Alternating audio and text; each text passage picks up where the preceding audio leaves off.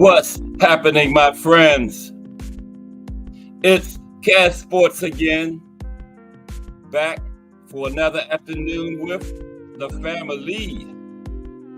Now, as usual, before I get started, let me give a shout out to the JBT community. It's just boxing talk. We're a group of people who just love to talk boxing. And we're always looking for others to join us. And you don't have to have a podcast.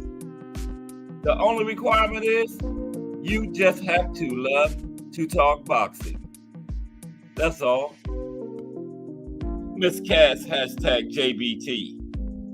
Mike Mazik, J.A. Dixon. Thomas Hill, hashtag JBT. Cal Coolit. Hardcore Boxing News, hashtag JBT.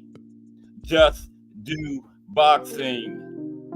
Let's Talk Fashion, hashtag JBT. Salute to everyone, and welcome to another episode of Cat Sports, The Box Historian. Today, the life and career of the ghetto wizard, Bennie Leonard. And you know what time it is. If it's Monday through Friday, 2 p.m., it's the Box Historian, bringing you all of that boxing history. Boxing is the greatest sport of them all. That's why we love it.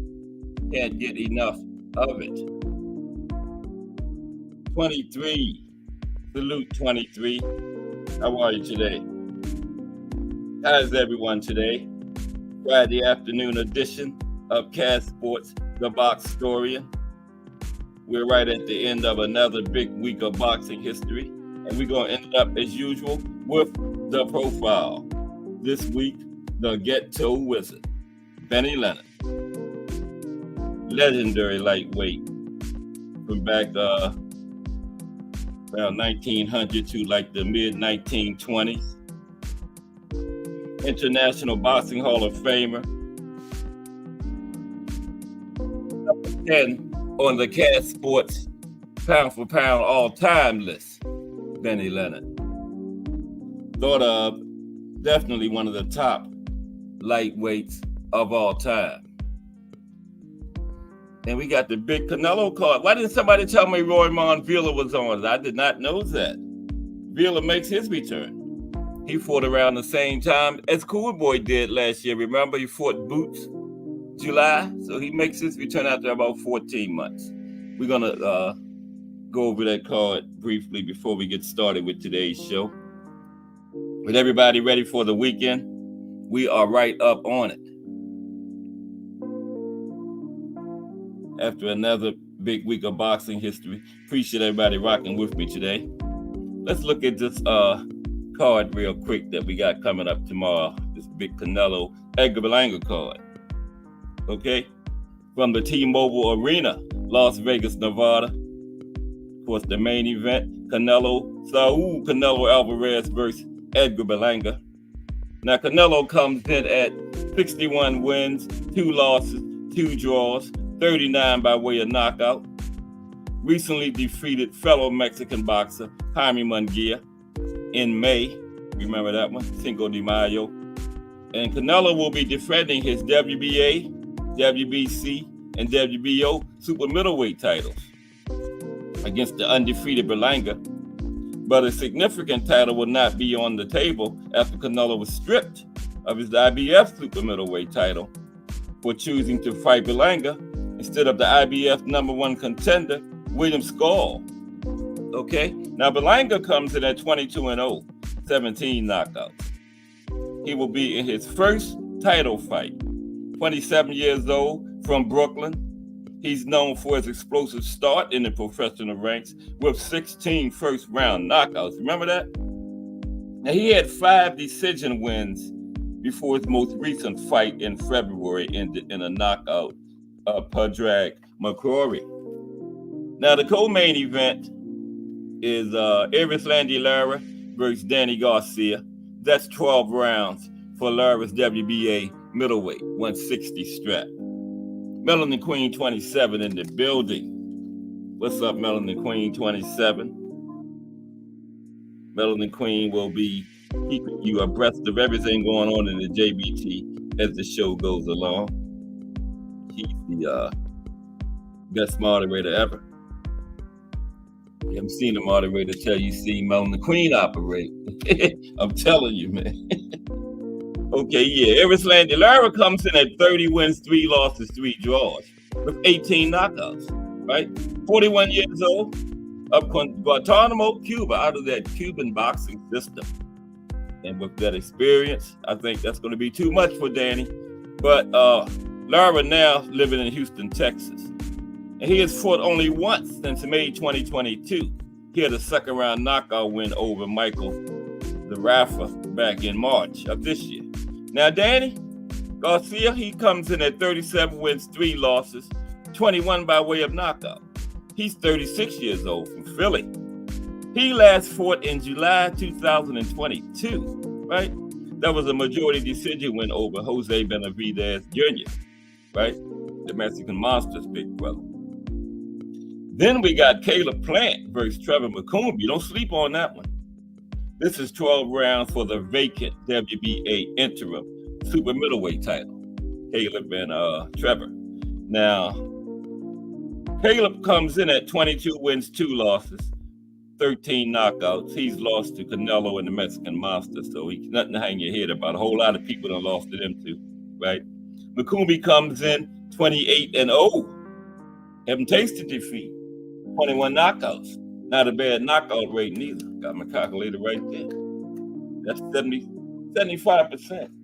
Anytime you get up around 80, not bad. So I'm telling you, man, ain't no guarantee Caleb gonna come out there with the W. Okay. And yeah, Trevor is 28-0, like I told you. And lost my place.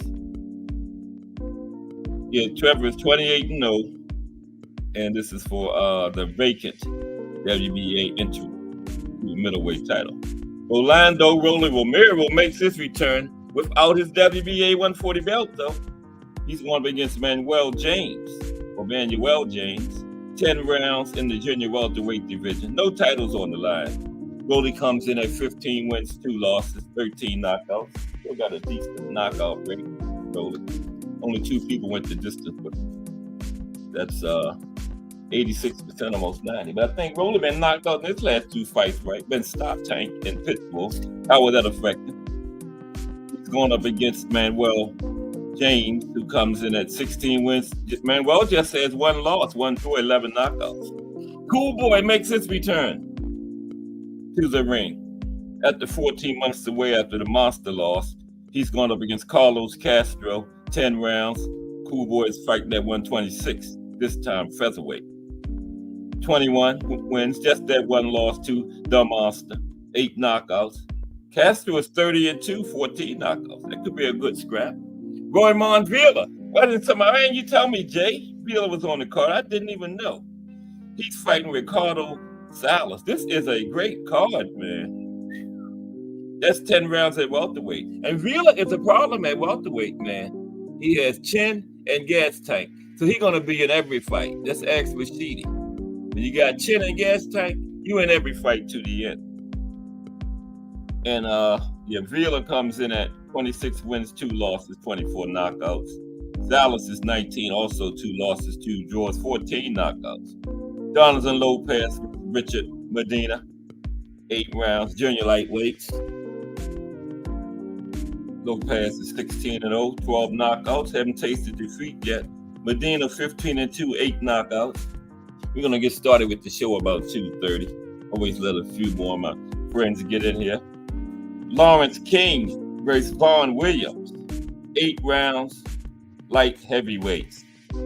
King is 16-1, 13 knockouts. Williams 12-1, 8 knockouts. You like that thumbnail, Remo? That is beautiful, ain't it? That is beautiful. I can't stop looking at it. Eli Hernandez versus Jose Sanchez, 8 rounds, middleweights. Hernandez is 4-0, 4 knockouts. Sanchez 14-4, 1 draw, 4 knockouts. Just a couple more. Beck, I'm not even going to mess with Beck's last name. Let y'all mess with it yourself. Y'all probably done seen it. You got like, anytime you have over 10 letters in your last name, I ain't messing with it. I'll see if Jay Hardcore can pronounce it. He in here.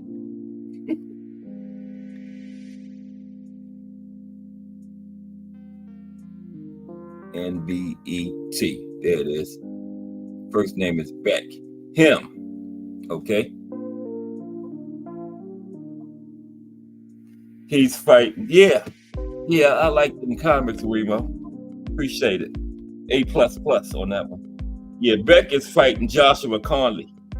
6 rounds. They're super middleweights. Beck is 11-09 knockouts. Good early knockout rate. Conley is 17-6, 1-11 knockouts. And that's the card. Okay, tomorrow. Beck's knockout rate is not bad starting out. 81%. We don't have a whole lot of fights, but still over 80%. That's not bad. But yeah, the Ghetto Wizard. A couple of things about the Ghetto Wizard. He fought back in the, you're going to hear me talk about no decision and newspaper decisions a lot, right? Now, no decision is occurred when either under the sanctioning of state boxing law or by an agreement between the fighters, both boxers were still standing at the end of the fight, and there had been no knockout. No official decision had been made, and neither boxer was declared the winner. You know, because that was during the no decision era, back like the between like 1900, 1920. And you know, the rounds had no limit. You know, the round ended when a fighter got knocked down or took a knee. Then you go to your corner, and after 1 minute, if you come back and toe the mark, the next round starts, and there was no limit to the amount of rounds. So a no decision was when both fighters made the agreement that the fight was over. No winner was declared. There was no judges, so no scoring. And a no decision didn't go on your record, you know. And then that's when the newspaper decision came in. And the newspaper decision was when some sports writers at ringside would get together and they would pick a winner, right? Give a decision. But that didn't go on your record. Say like a fighter from that area might have a record of 100 wins, 20 losses. But he really might have 200 fights. He might have 80 newspaper decisions. But that wasn't an official part of your record. So you'll hear me, as Benny fought in that era, you'll hear me say no decision and newspaper decisions quite a few times when I'm talking about him today. And that's what that means. Now, Benny, you'll hear Benny has some draws, but what happened was his career began in the no decision era. But during his career, the no decision era ended. They started having judges and stuff. And a few times the judges scored the fighters' draws. So, you know, he started in the no decision era, but the no decision era ended during his career. So, yeah, that's how you got a few draws in there, too. You know, and yeah, I know y'all heard me harp about how these guys fought so many times, so often, and 200 fights wasn't nothing back then. And when we're going to show you just how they fought today when we go over Bennie Leonard, because I got like 50 of his fights we're going to touch on. Yep, like 50 something of them, and you're going to see just how those guys fought back then. You know, sometimes back-to-back months. Like I was telling you the other day, Harry Grebe was 45-0. Not for his career, he was 45-0 in 1919 alone, just that 1 year. Okay, so that's we're gonna as we talking about Benny, you see what I mean about those guys back from that era. But how's everybody today on this Friday afternoon? But that's what you drinking in the hangout. Well, you starting early, Jay. You know, it's Friday, the Friday night hangout tonight. Buckle your seat belts before you go in there and BYOW. You bring your own whatever. Friday is a huge day in the JBT, you know. It's still early. We've only had, we had Crust the Legend at 6:30 from the winning team. But, you know, he's part of our gang there. He started at 6:30. Jay Hardcore came in at 8 o'clock a.m. this morning with the morning hangout. And then we had the casuals, 10 a.m. And then the guy named Cass Sports at 2 o'clock. He's on now. Make sure y'all check him out. And then at 4 o'clock, Just Do Boxing, The Voice. Give you that balanced, unbiased boxing talk. You get the real deal on both sides of the situation over there at Just Do. Everything going on now in boxing, okay? And then, I ain't finished, 8 o'clock, Jay Hardcore spins the block. He done stop for a while on his way around the block in here, with us. But he gonna spin the block and be back in the hangout by 8. And he's drinking some Claremont malt whiskey already. So watch out tonight, that hangout. Buckle your seatbelts and BYOW. Bring your own whatever. And then at 9 o'clock, the Mighty Rise podcast. You know how they carry it. You might see both of Javante Davis's coaches, the face of boxing coaches in there. Not being interviewed, just chopping it up like hosts of the podcast. Both of them, Calvin Ford and Kenny Ellis, might be in there. And still ain't finished. And then we're going to close Friday down like we always do with the Angry White Men podcast. Man, if William Old School happens to be in there tonight, he always angry, but he's going to be very angry tonight because he got hit by the hurricane. He's in the dark. Man, I ain't going to miss that one. And then D1 going to feed off him and get angry. So tonight at 10 p.m., the JBT going to shut the day down with the Angry White Men podcast. And we had a cat. Did we have a Casuals Corner today? Okay, yeah. We've been getting Casuals Corner at 12 o'clock. And you know what I said about Casuals Corner? You have not watched the fight until after you watch one after Casuals Corner breakdown. I've been watching boxing since the 80s. And after I watched the Casuals Corner breakdown, I started seeing stuff I hadn't seen in like 40 years, man. And seeing why they doing certain stuff. Ed McQueen, and then the legendary Thomas Hill be in there. So yeah, Casuals Corner. Been coming on at 12 every day. So don't miss that. And that's all JBT. Just boxing talk. Just a group of people that love to talk boxing. And we got a fashion show too. Wednesdays at 10 a.m. in the morning. And then that segment, fashion or clashing, that is fire, man. It was a lot of clashing this week. Clashing damn near ran the table this weekend. It was a whole lot of clashing. I didn't pick no fashion, but who am I? Remo had a couple of fashions in there, but I think clashing was like 90% of it. Yeah, but that is a fire fashion show, man. Yeah, part of the JBT. How many fashion shows you see in these YouTube streets? Not many. And then we got a raffle going on too. Okay, we got the voice of the JBT. Let's check him out for a minute. Y'all don't know about this fire raffle we got. Check that out. Then we're going to get started with the show. Okay, I'm going to be quiet because you know me and TikTok. I ain't going to say nothing for a minute.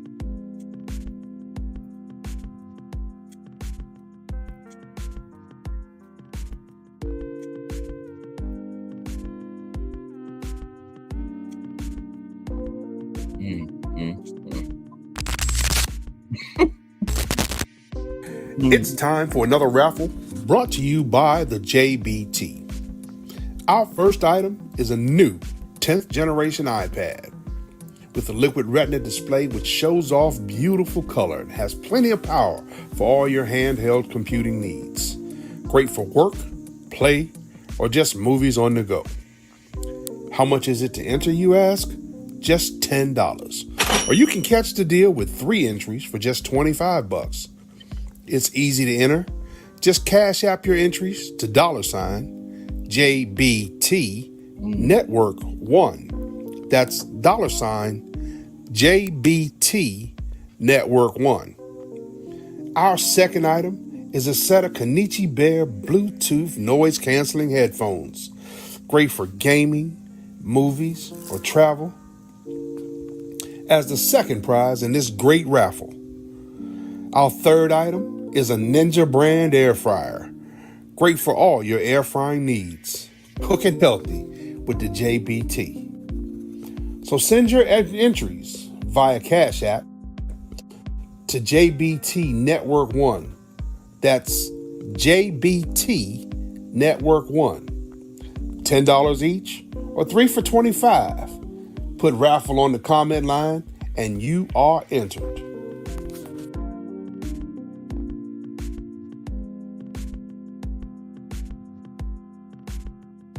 Okay, thank you, Big Dre. Let's get ready to go with today's show. It was the voice of the JBT, Big Dre, there. Okay, he does a great job. He said he made this little video for me about the box story, but I didn't get it on there yet. Waiting for my 7-year-old granddaughter to get over here and help me. But how's everybody today? It's Friday, time for another weekend. Everybody got a big week. Anybody got a big weekend plan? You know, doing anything special? Wonder how William Old School Iran is doing down there in New Orleans. He said he got hit straight on by that last hurricane they had. What was it? Wednesday? I think it was Wednesday. Yeah. He was still in the dark as of this morning, so let's keep William Old School in our thoughts. And if you're a praying person, you know, then he get his lights and stuff back on. Hopefully, he been in some of the chat, so maybe he can be on there with D1 tonight. But he's going to be angry tonight. Yeah. So the Angry White Men podcast should be good tonight. And we still got a few other shows too, like Prison Talk with Tommy. You know, spent 27 years in the New York prison system, and now he's a successful personal trainer. And his first child on the way. What a story. So check that channel out. BN Boxing News. Give some fire post-fight analysis. And BVO Boxing TV is Monday through Thursday at 8 p.m. Right? Monday through Thursday, 8 p.m. Fire show. Him and D Free. A couple other guys be over there. Giving fire boxing talk. He has some fire interviews he does over there. Yep. BVO Boxing TV. Okay, let me get situated here. We're getting ready to go down with the life and career of Bennie Leonard. Okay. Let's do it. I haven't seen Lonnie in about a week now. Oh, but Jay said he was okay, so I was kind of worried because Lonnie had been in every show I had ever done up until like Thursday of last week, and then he disappeared. Jay said he was, you know, like I said yesterday, we so into this boxing, sometimes we forget that everybody got other things going on in their life too, other than this boxing stuff, man. You know, so yeah, Lonnie's okay, and that was good to hear though.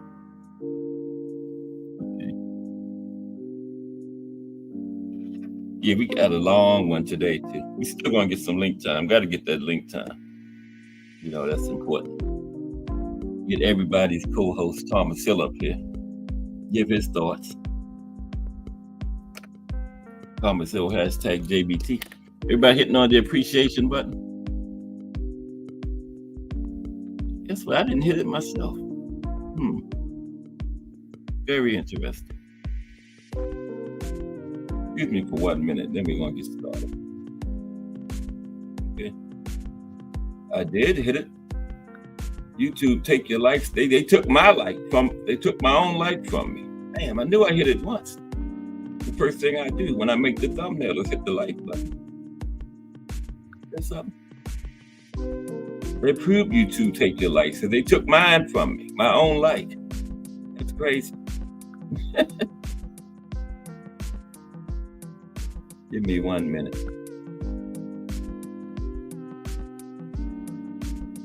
Who y'all got? Y'all think Belanga might start another 16-fight winning streak on Canelo? Wouldn't that be something?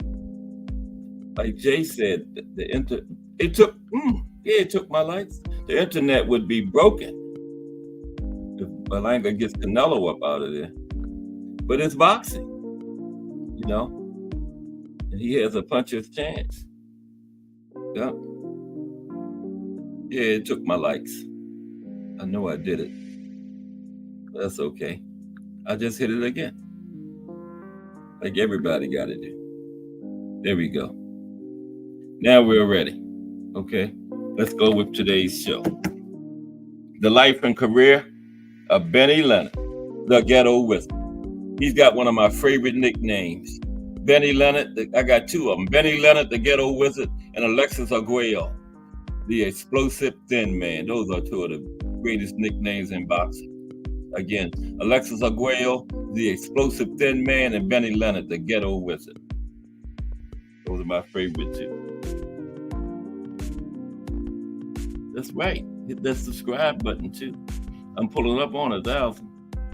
My dollar sign back down there yet? No. I saw that smiley face. I thought that was my dollar sign. Dang.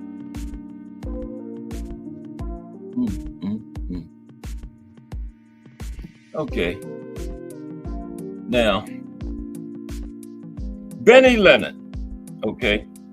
He was born Benjamin Leonard. Okay, I'm going to explain in a little while why he went from Benjamin Leonard to Bennie Leonard, but the family name is Leonard, Leiner, right? He was an American professional boxer. He held the World Lightweight Championship for 8 years straight, from 1917 to 1925. Yeah, thought of as one of the great all-time greats at lightweight. It's definitely in the top 5. He's up there with Roberto Duran, Henry Armstrong, that monster from Baltimore, Gervonta Tank Davis. Yep, up there with them guys.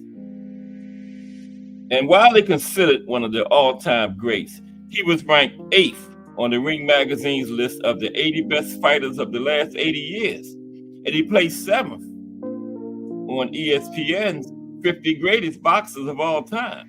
And in 2005, the International Boxing Research Organization ranked Leonard as the #1 lightweight and #8 best pound-for-pound fighter of all time. Yeah, I had him at number 10. They copied off of Cash Sports. Yeah, ESPN, BoxRec, all of them be peeping at Cash Sports rankings all the time. Yep. Now, statistical website BoxRec rates Leonard as the 2nd best lightweight ever, while the Ring Magazine founder Ned Fleischer placed him number 2. Bert Sugar, boxing historian, placed him 6th in his top 100 fighters catalog. And I told you Cash Sports, the box historian, had Leonard number 10, all-time pound for pound, right? Now, Bennie fought in 2 weight classes during his career, right? He fought at lightweight and he fought at welterweight. He fought around a time where we didn't have the tweeners, like the juniors and the supers. It went straight from lightweight to welterweight, and he fought in both of those weight divisions, okay? Now, he fought out of the orthodox stance. He was 5 feet 5 inches tall. He had a 69-inch reach, okay? He had a total of 219 fights. He won 185. He lost 22. And he had 9 draws and 3 no contests, right? 70 wins by way of knockout. Okay. Bennie Leonard. Let me get it together in a minute. It's the last break. Yep. Okay. Here we go. Let's continue. Now let's look at Bennie's his early life. Okay. Look at his early life. There's kind of a young Bennie right there. See?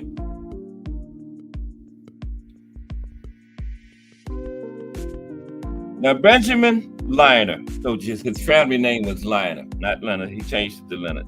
He was born and raised as a youth in the Jewish ghetto located in the Lower East Side of Manhattan, New York City, near 8th Street and 2nd Avenue, where he learned to fight the sons of other immigrants. Right? Now, his religious Jewish parents, Bennie and Gershon Leonard, who migrated from Russia, disapproved of his fighting, but they understood his frequent need to defend himself in the poor neighborhoods in which he grew up in, right? His parents knew that, you know. He wasn't just going to be no punk out there letting people push him around and stuff. Now, his father struggled to support a wife and 8 children by working 12-hour days in a garment sweatshop at $20 a week, right? his annual take-home pay really eclipsed $1,400, that's per year. Right? Now,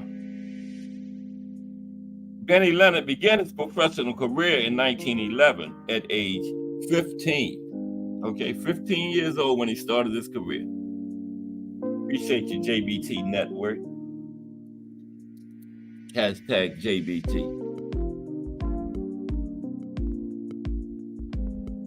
That's right, we are not a moment. We are a movement. The JBT, not Mob. That's the founder of the JBT. J Hardcore. Yeah. Appreciate you. JBT Network. Hashtag JBT. Yeah. He turned professional at 15 years old, right? And now this is why he changed his name from Lionel to Leonard. He took the Americanized name Bennie Leonard to prevent his parents from discovering he had taken up professional boxing, right? To earn extra money for them and himself. Yeah. That's why he changed his name, so his parents wouldn't know it was him. Instead of Benjamin Lionel, they see Bennie Leonard. But he better hope they wasn't fans and go to no fights. They know that's their son. I don't care what your name is. Right? Okay, let's take a look at Bennie's stuff. Let's look at his early professional career. Now, he was known for his speed, lightning reflexes, excellent boxing technique, and ability to think fast on his feet. Equally important, he taught himself to be a powerful puncher who scored 70 knockouts from his 89 wins. He was defeated only 6 times in his career and was held to a draw on few occasions.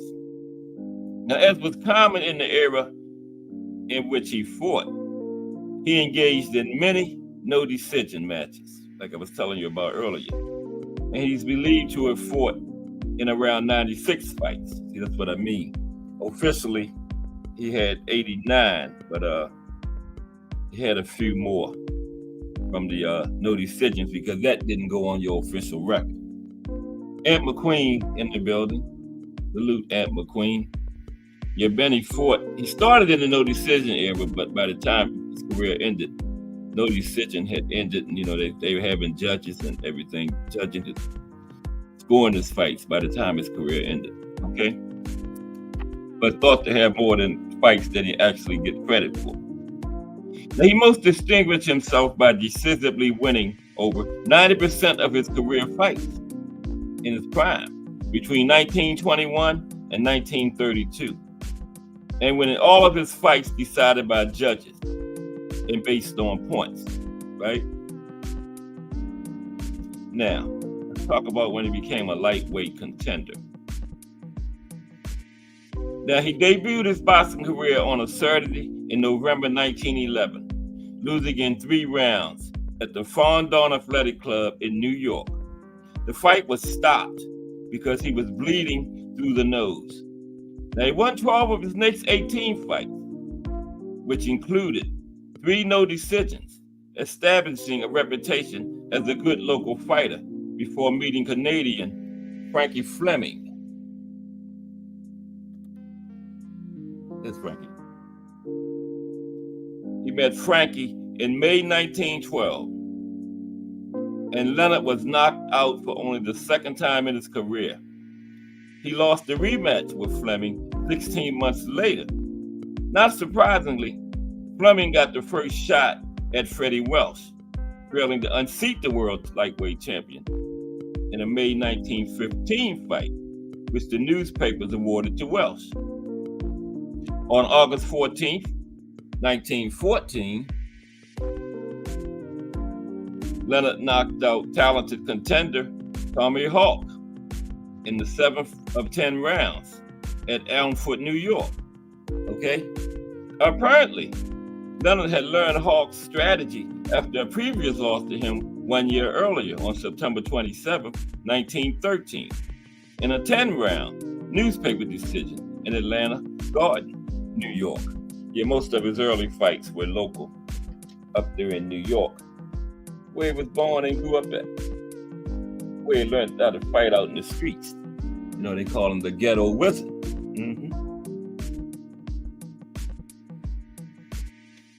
All right.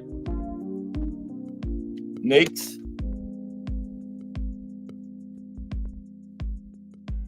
Leonard's next big test came when he took on featherweight champion Johnny Kilbane in Atlantic City in April 1915. In a close fight, Kilbane won 6 of 10 rounds to win the decision. Leonard might have beaten the champion if he had a little more confidence, the Chicago Tribune wrote. But even when he was having the best of the going, he shut up like a clam and clicked for all he was worth. Yep. Chicago Tribune said Bennie didn't give it. Could have won. It was a close fight, but Bennie, that was one of his first championship fights. So yeah, he probably was a little nervous. It didn't go as hard as he could have. Okay. Then went up against Joe Acevedo.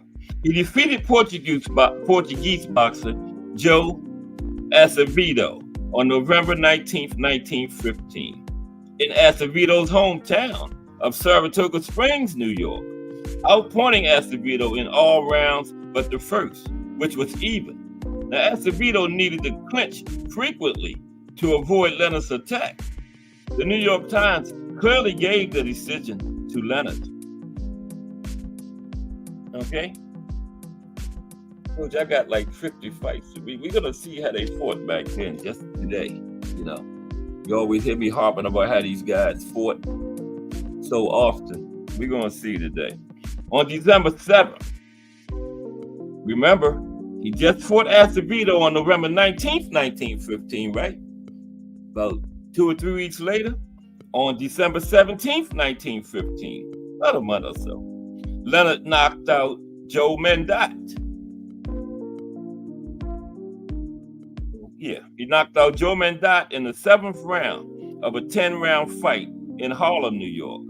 Now, there was brilliant scientific boxing for the first 6 rounds, and a few sources reported that Mendat held a slight lead until the knockout. In the end, Leonard scored a decisive victory against the leading contender for the lightweight title. On his second attempt to rise in the 7th, Leonard administered a stinging right to Mendat that put him down for the count. As was his habit, Bennie was effective in combinations with both gloves, wearing down Mendat with fast jolts throughout the strategically fought fight until he could deliver the crossing right in the 7th. They put Mendat down for the first time. After his second fall to the canvas, Mendat attempted to drag himself up using a rope, but he was unable, and the 10 count was completed with him in a seated position. His manager later commented that Mendat was sick before the fight. Oh no, don't try that, Mendat.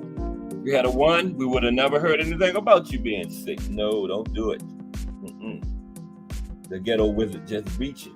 Come on, Mendat. Okay. Then, went right into the next year. Remember, he fought November 1915, December 1915. His next fight was February 28th, 1916. Did I change it? Excuse me for a minute. Give me for 1 minute, please.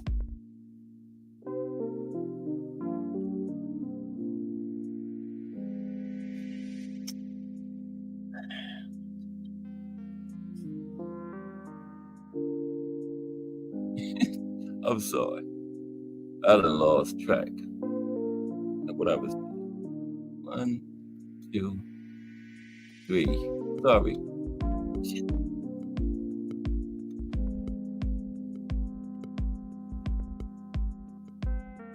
Yeah.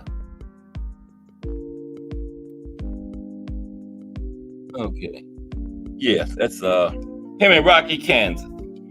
In their first meeting on February 28, 1916, Leonard defeated Rocky, Kansas in 10 rounds in Buffalo, New York.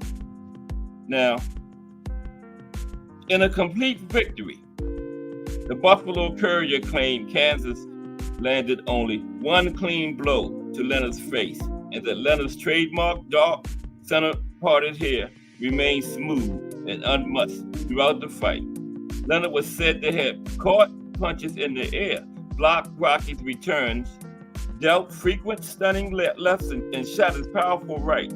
He also dodged several of Kansas's punches with rapid and beautifully executed shifts of his torso, demonstrating his superior speed and reflexes. By the close of the 10th, Kansas was groggy. Now, first lightweight championship attempt, March 1916. Okay? This first lightweight title fight. Leonard reeled off a string of 15 straight victories, interrupted by 2 draws, which earned him the chance to meet Freddie Welch for the lightweight championship on March 3rd, 1916. Remember, he had just fought in February, okay? And that's him, that's Freddie. See, I done got off track.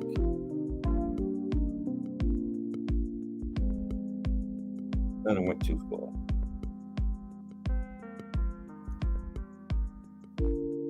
But I'll get back on. Oh, yeah, that's Freddie Welch on the left. That's Bennie on the right. Okay? Yeah. He earned the chance to meet Freddie Welch for the lightweight championship on March 3rd, 1916. Now, although newspaper reporters at Madison Square Garden believed that Leonard had won, Welch retained his title in a fight that was officially recorded as a no decision. Okay? Title don't change hands. No decision era was still in effect at that time. Now, the 2 fighters met again 4 months later in Brooklyn, and this time Welch won decisively, staggering Leonard and nearly putting him down with a right to the jaw in the 6th round. Yep. Real Prison Talk with Tommy. What's up, Coach? Yeah, I was just talking about that Fire channel. Remember earlier? And he's in the building. And if everybody subscribe to Real Prison Talk with Tommy, don't go now because you'll get over there and start checking out their Fire content and don't come back. Go at 4 o'clock. Okay? Because if you go over there now, you'll start looking at all that stuff we got over there that I won't see you no more until Monday. So wait till 4 o'clock, then go subscribe to him if you're not. But salute Real Prison Talk with Tommy. That's Coach Thomas Morris, personal trainer. Need a personal trainer, that's your man right there. I'm telling you. But I know. Okay? Then, now, Leonard met Jimmy Murphy on February 21st, 1916. And he won this fight decisively in a 6th round knockout in Philadelphia. Leonard outpointed Murphy throughout the 6th round contest, landing more and better blows. In the 6th, Leonard landed his powerful right to Murphy's jaw. And though Murphy rose after a brief count, Leonard again attacked with a rapid series of rights and lefts to the jaw that put Murphy down for the count and rendered him unconscious for several minutes. After the fight, Leonard's fans rushed him and carried him on their shoulders to his dressing room. The accomplished Murphy had recently outpointed reigning lightweight champion Freddie Welch and had met Ad Wolgast, Johnny Dundee, and Pat Moore. He outpointed reigning champion Freddie Welch, but it wasn't for the title. He did that a lot back then. Fought, but wouldn't put the title on the line. Mm-hmm. Yep.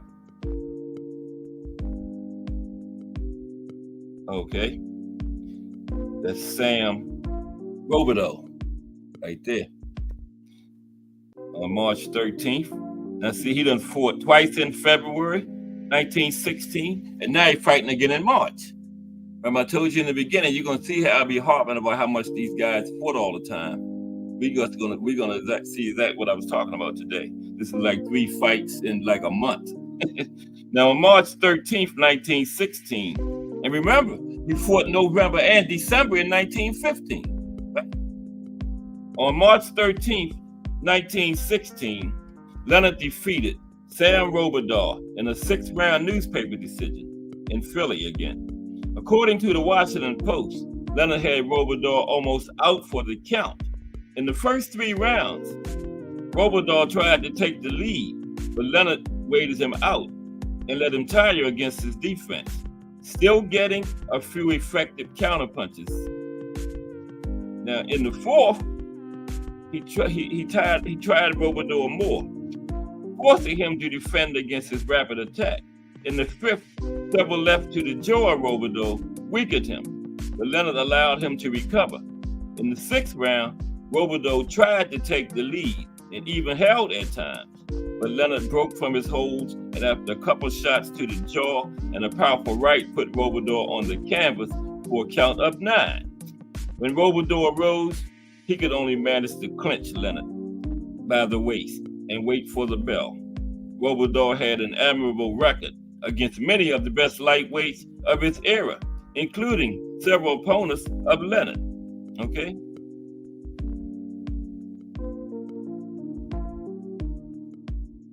Okay, let's go to the next fight.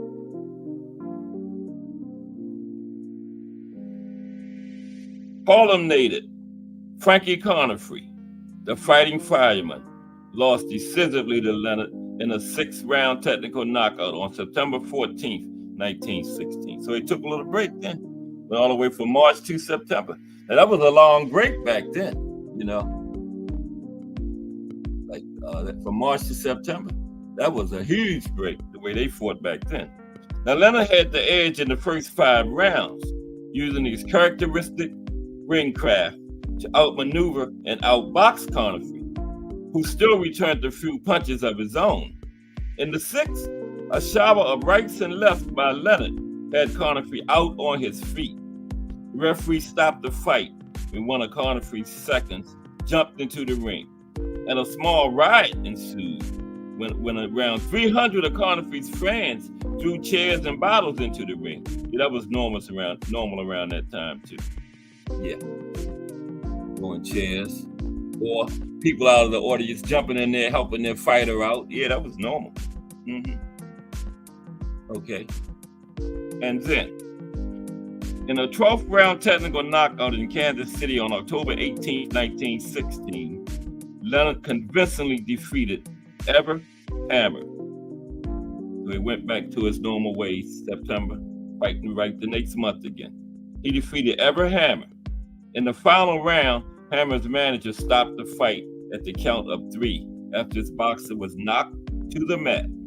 Of the 11 full rounds fought by the two competitors, Leonard had 8, Hammer only 2, and 1 was even. Hammer was considered the top contender for the lightweight title in the Midwest at that time. Now, with his string of victories, Leonard had earned enough by 1916 to move his formerly struggling family from their Lower East Side ghetto to a better neighborhood in Harlem, a goal he had since beginning his boxing career. Remember, he started at 15 and changed his name so his parents wouldn't know he was fighting. That was one of his goals, to get his family out of that ghetto. And by 1916, he had done it. Yep. Oh, shoot. There we go. I had lost my whole thing. Man. Stop it, kid. I'm getting ready to find out if I'm on track. Stay with me for 1 second, please. My friends. Okay, yeah. Yeah.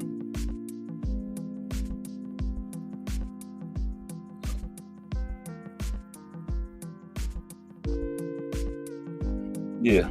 His next fight is Eddie Wallace. I couldn't find a picture of Eddie. So to keep track. Joe Wallace. To keep track, I put that up there.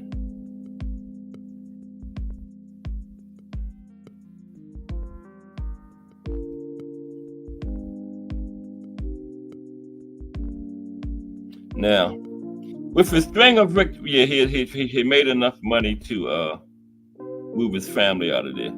On January 22nd, 1917. Wait a minute.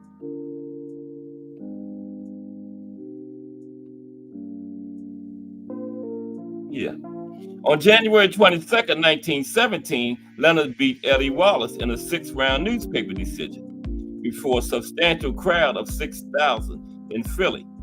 The Washington Post gave Leonard all 6 rounds. Leonard worked in machine-like form, crashing stunning punches to the head of Wallace, who had little in the way of an effective defense. Wallace was close to being knocked out by the end of round 6. Okay?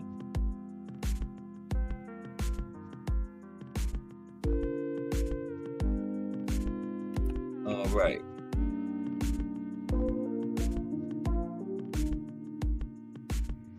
On February 28th, 1917, he fought one-time bantamweight champion Jimmy Reagan at the Manhattan Casino in Manhattan, New York, in a 10-round match that the New York Times labeled a draw. The Des Moines Register considered Reagan having gone 10 rounds without being knocked out by the extraordinary Leonard a remarkable accomplishment. According to the Ogden Standard, dozens of times Reagan seemed on the point of going down, but always he kept a foot. The Standard also wrote of Leonard that there wasn't a punch that he didn't aim at Reagan, and that there wasn't one that was forceful enough to keep the Californian at bay. All right, now, taking the World Lightweight Championship. Okay? Taking the World Lightweight Championship against Freddie Welsh. And Freddie Welsh was a bad man. There's Bennie and Freddie. Okay, he had fought him before. That's Freddie on the left, Bennie on the right. Okay? Now, let's chat up. Okay. Light's looking good. Yeah, looking real good. Now, winning 17 of 19 fights after his second loss to Freddie Welsh, the 21-year-old Leonard fought the lightweight champion Welsh for the 3rd time in the Manhattan Casino on May 28, 1917. The challenger floored the champion 3 times in the 9th round before referee Billy McPartland stopped the fight, with Welch hanging unconscious on the ropes, making Leonard the world lightweight champion. Reflecting the sentiments of the perfect Jewish son, Leonard confided to the press, "My mother deserves all the credit. He always made me live right. Tonight, Welsh showed more skill than I ever saw before. He is a game fellow. I didn't know it was the 9th round when I went after him at the finish, but I knew the time was getting short. He is a brawny fighter, but I knew then that his brain wasn't in control. I've always been afraid of hitting a man who was helpless like that, so I didn't hit him on the chin again. I hit him on the head, hoping he would go down. Rather than a harsh blow, Leonard used a lighter one, hoping not to excessively injure his opponent. Leonard displayed sportsmanlike humility, consideration for others, and the ability to articulate the qualities that endeared him to the Jewish community of New York and made him a great draw and a role model to many of his fans. After the fight, Leonard said he intended to enroll in the Army for World War I, where he served as a valued boxing instructor for the troops. Yep, he won his first title. He beat Freddie Welsh. Okay.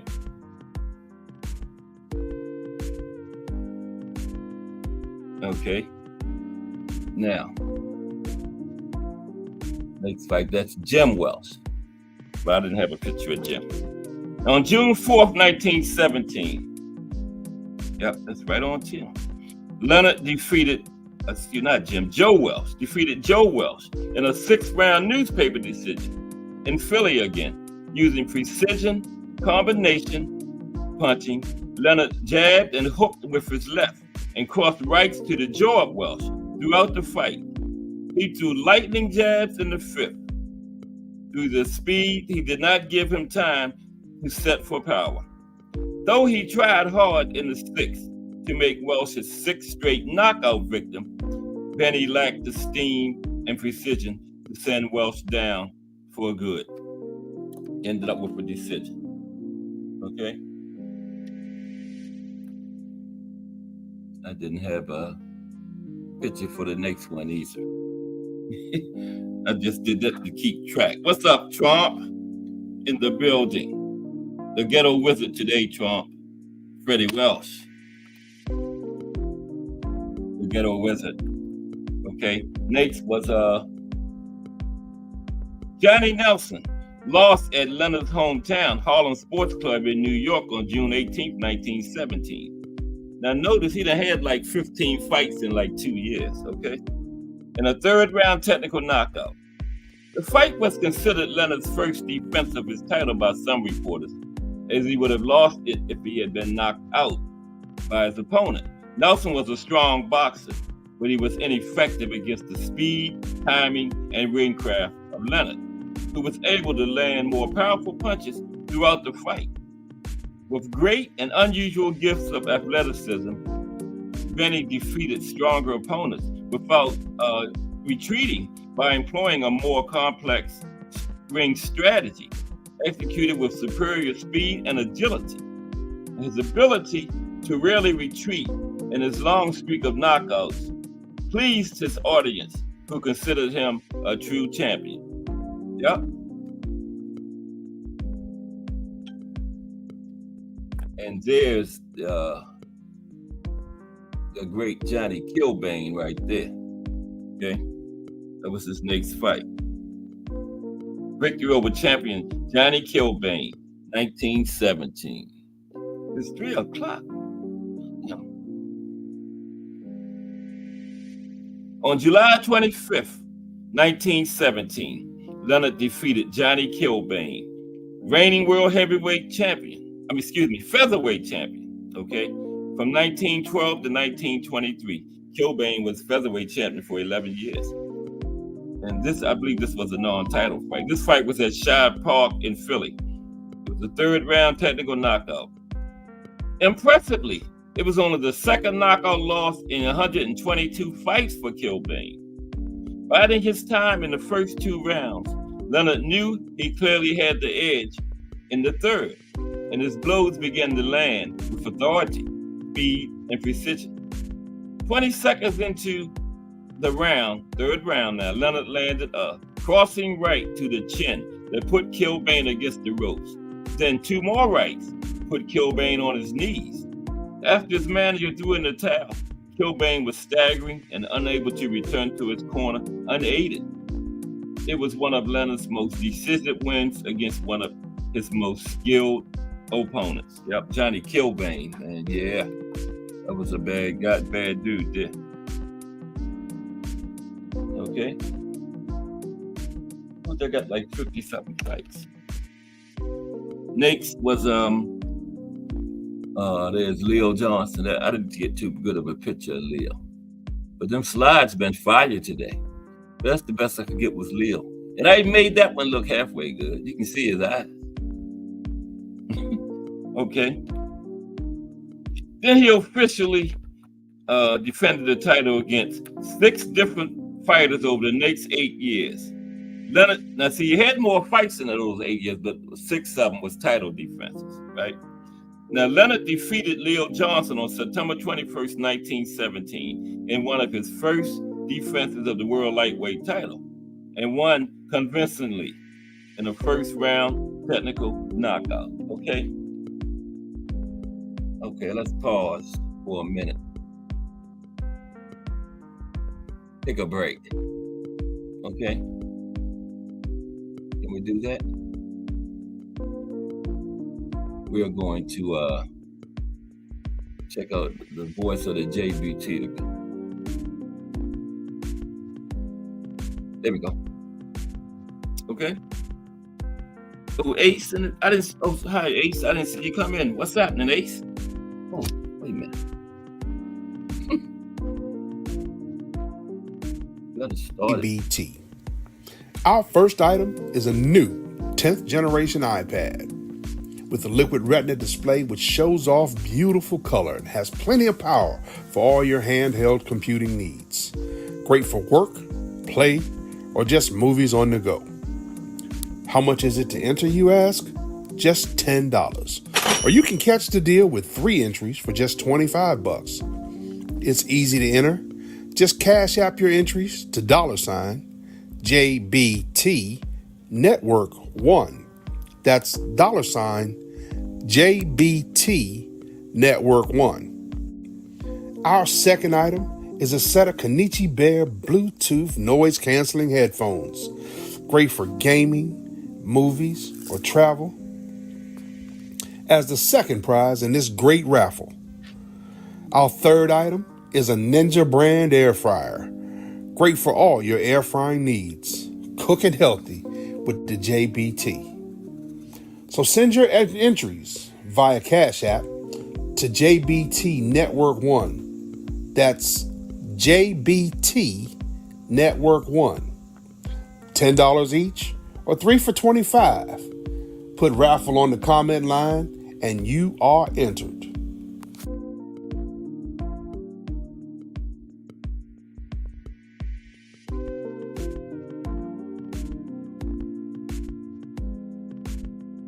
Thank you, Big Dre. That's all you got to do. Like Big Dre said, you are in like Flynn. Man, 3 first place prizes. Ain't no second and third. It's 3 first place winners in this contest. If I was in it, I would rather come in second place and get that. I would rather be the second name or get them headphones. You know, y'all can have that Apple 10th generation iPad. I would want those headphones. So could you do that? Say I was in it, Melanin Queen, and my name came out first. Could I say, well, no, I don't want first. I want second place. To be able to do that, right? I want the headphones. I don't want the iPad. Does first place get their choice of the prize? That's a good question, ain't it? Suppose the first place winner want the headphone. I mean, yeah, do they get a choice? That is a very good question. Okay, let's continue.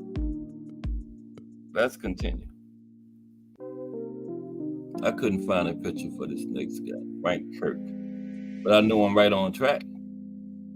I couldn't find no picture for Frank, and look, there's no picture. Now, Leonard defeated. Let me check Frank off. Where you at, Frank? There you go. Okay. Man, we cutting it close. I got a bunch of them. 307. I've been on here 10 minutes. 307. Leonard defeated Frank Kirk on November 28th, 1917, in a stunning first-round knockout at Stockyard Stadium in Denver, Colorado. Kirk was first down from a right to the body, and when he got up, Leonard hammered a right hook to the jaw that put Kirk right back down for the count, only 120 into the first round. Earlier in the first round, Leonard shot rights and left to Kirk's jaw that caused him to cover and retreat. Leonard's speed and reflexes proved too great for Kirk, who could find no adequate defense for Leonard's attack. Yeah, Kirk didn't have nothing for the ghetto wizard. Nothing. Didn't have no picture for Patsy Cline.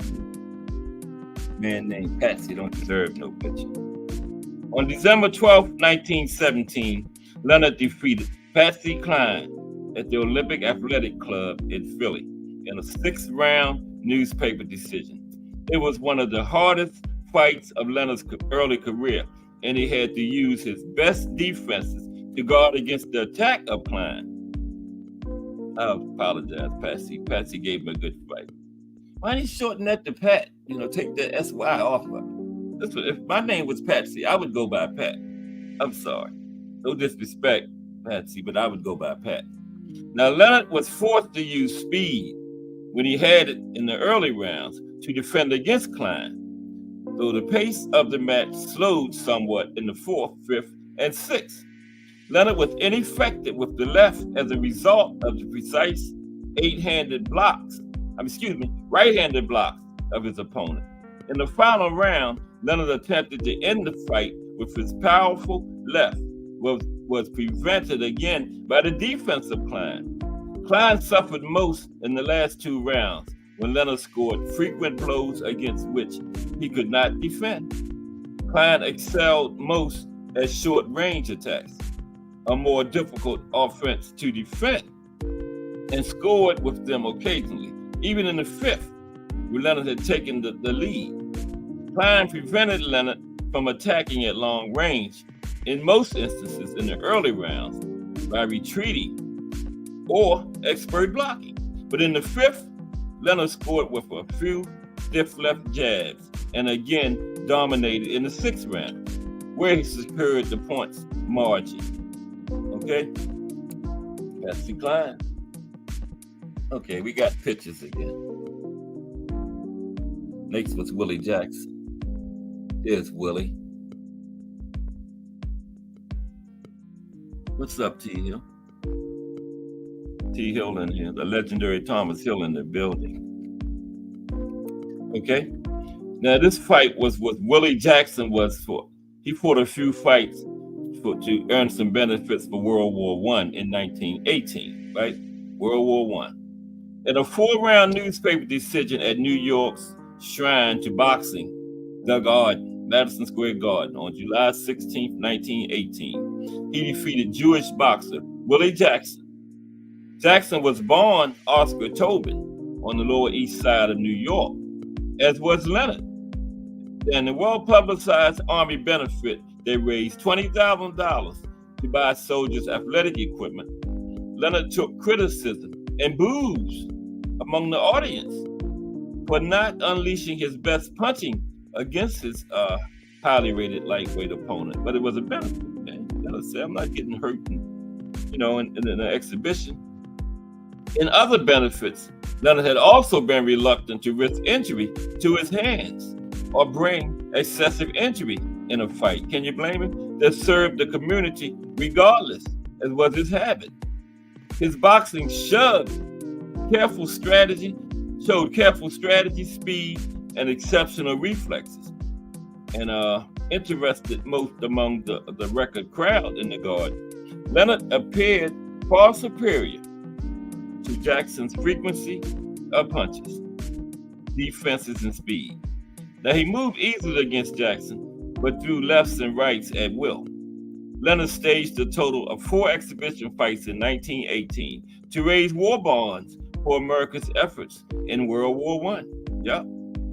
So he wasn't going in there and go all out. He's making money for the war effort, Title or nothing on the line. I don't blame him. He was doing a good thing, man. And then they're gonna boo him. Ungrateful people, man. Okay, Kid Lewis. There's Kid. It's Kid Lewis. Ted Kid Lewis. On September 23rd, 1918, Leonard fought a draw with future British world welterweight champion Ted Kid Lewis, another Jewish champion, before an exceptionally large crowd of 20,000 for the world welterweight title in Newark, New Jersey. Lewis fought cautiously for the first 6 rounds, but opened up in the 7th and the 8th. The prestigious New York Times and New York Tribune considered the fight a draw, though a few newspapers believed Leonard had won. One reporter considered the fight farcical and lacking traditional boxing technique. The Lincoln Star, as did other papers, gave Leonard the edge, 5 rounds to 2, but noted that the fight had no knockdowns or much hard punching. Yep. Eddie Kelly. There's Eddie. Eddie Kelly. In an early win on January 13th, 1919, Leonard defeated Harlem Eddie Kelly in a 6-round newspaper decision in Philadelphia. Leonard was given 4 of the 6 rounds, with Kelly taking only the first. one tied, one draw, one round even. Harlem Eddie was given severe punishment by Leonard throughout the fight. Kelly fought top lightweight talent, but equally not with a winning record. Okay? Fought the top fighters, but he was getting beat a lot. His opponent for that one. Joe Benjamin. There's Benny on the left and Joe Benjamin on the right. Leonard soundly defeated Portland Jewish lightweight Joe Benjamin on the evening of January 31st, 1919, in a 4-round newspaper decision in San Francisco. In the opinion of the San Francisco Chronicle, Leonard could have ended the fight at any time. Showing fear, Benjamin backed away often, with Leonard inserting his left frequently in the first 2 rounds. But by the third, Leonard was fully in control, but refrained from putting Benjamin down. By the 4th round, there was so little interaction between the boxers that many in the crowd disapproved, started booing. Benjamin would fight many highly rated lightweights in his later career, would win against them with frequency. Yep. Like Benjamin was getting booed a lot. Okay.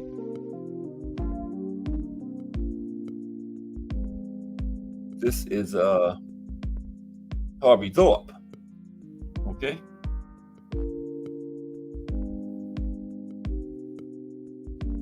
Leonard defeated Harvey Thorpe in Joplin, Missouri on the evening of March 26, 1919 in a 10-round newspaper decision of the Kansas City Star and Kansas City Times.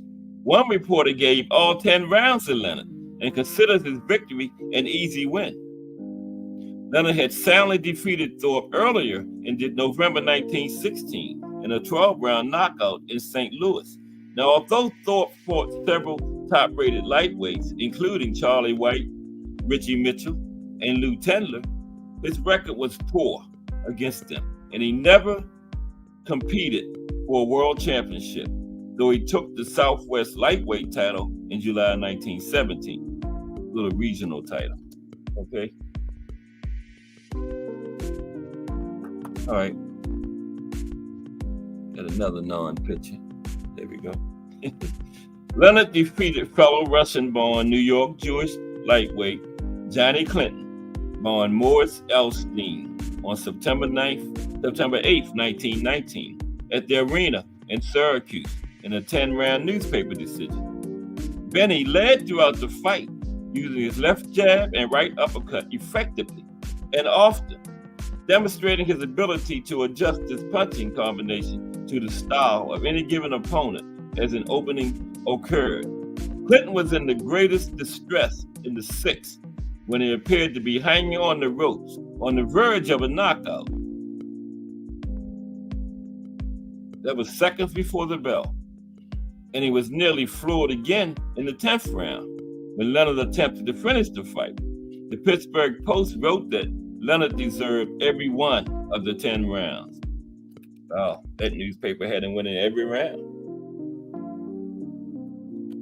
Bill Bloom. Told you was going to see how those guys fought back in them days today. There's Phil Bloom. Okay?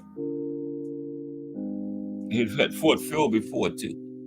Now, in their final meeting on October 15th, 1919, Leonard defeated fellow Jewish boxer Bill Bloom decisively in Detroit in a 10-round newspaper decision of the Detroit News.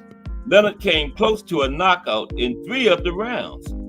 As a fellow Jewish New Yorker who could draw the Jewish crowd, Bloom fought Leonard in 7 previous meetings, extending back to January 1914. Wow, they met 7 times, but with little success. Leonard had previously defeated Bloom 5 times with 1 draw and only 1 loss, according to newspaper decisions.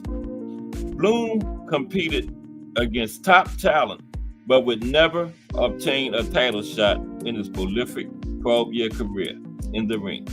After his boxing career ended, he appeared in a number of boxing movies, usually shot near Los Angeles. Okay, never got a title shot. Wow.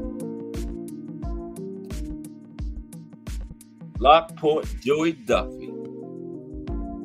There's Lockport Joey Duffy. Okay. Oh, JBT Network is eating breakfast again. Wow. You got Scrapple, Lockport Jimmy Duffy, that is. Now, Leonard defeated Lockport Jimmy Duffy in a second-round technical knockout of a 15-round fight at the Common Convention Hall in Tulsa, Oklahoma. The fight was billed as a world lightweight title fight. In a peculiar spectacle and decisive one-sided victory, Duffy was knocked down three times in each round, with the referee stopping the fight on his last fall to the canvas. Spectators suspected Duffy was intentionally not putting up a fight. Yeah, three times in every round. Something that don't pass the smell test. Now, Leonard defeated Mel Coogan on December 10th, 1919, in a second-round technical knockout at the 4th Regiment Armory in Jersey City. We got the 5th Regiment Armory here in Baltimore. In a convincing victory, Coogan was knocked to the mat 3 times in the second round. The first 2 knockdowns were for counts of 8, with the third resulting in the fight being stopped.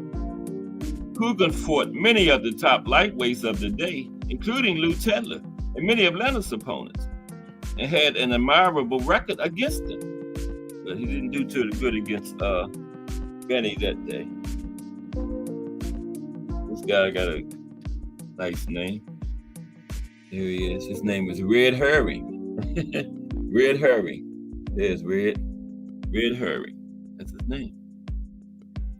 Jay is oh, you know Jay. That's Scrapple. That's your favorite breakfast.